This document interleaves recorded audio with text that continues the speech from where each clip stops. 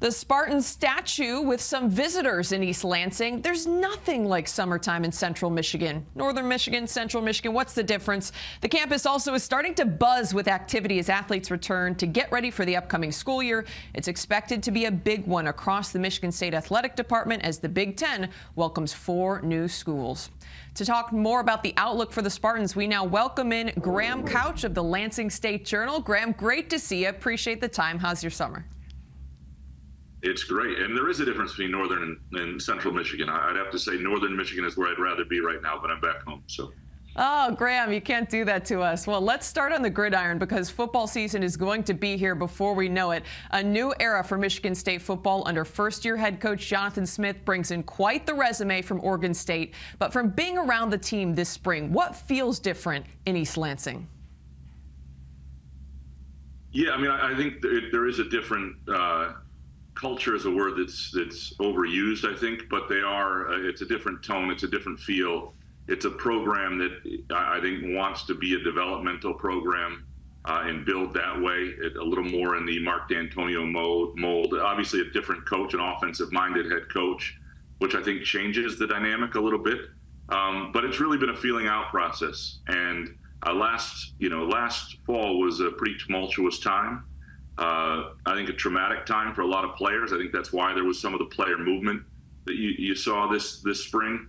And so it's been a feeling out process. It's been a process of the staff getting to trust the players, and vice versa, because I think that's a big part of things. This isn't what these players signed up for, and it's really difficult to tell right now exactly the quality of the roster, because there are some good players in it in terms of who they were as recruits. They've lost some guys. They picked up a couple decent transfers. But you had such a year last year where things went off the rails a little bit at the end. How much of that was just circumstance and how much was that ability? Let's roll ahead to basketball. Head coach Tom Izzo returning just one starter from last year's squad that finished 500 in the Big Ten regular season, eliminated in the second round of the NCAA tournament. What are realistic expectations for the team coming into this next year?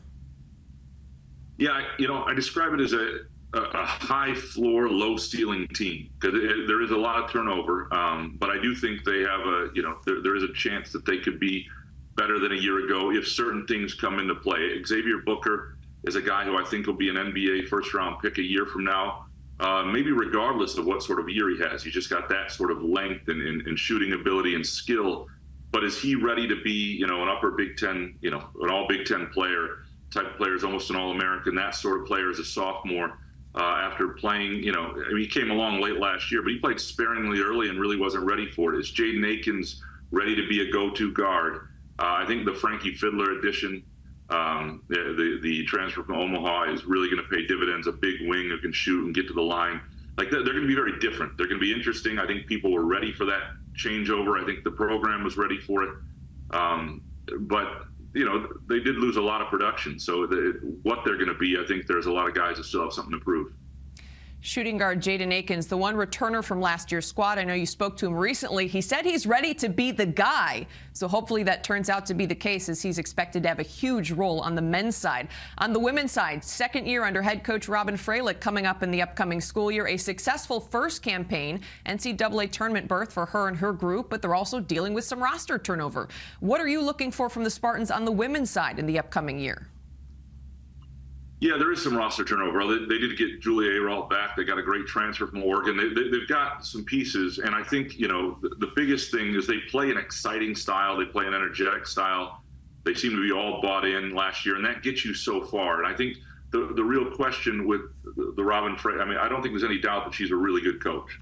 What she did at Ashland and Bowling Green speaks for itself. And the question is, can she get the talent in to take that next step, and how far can they go with what they have? They got to the NCAA tournament last year.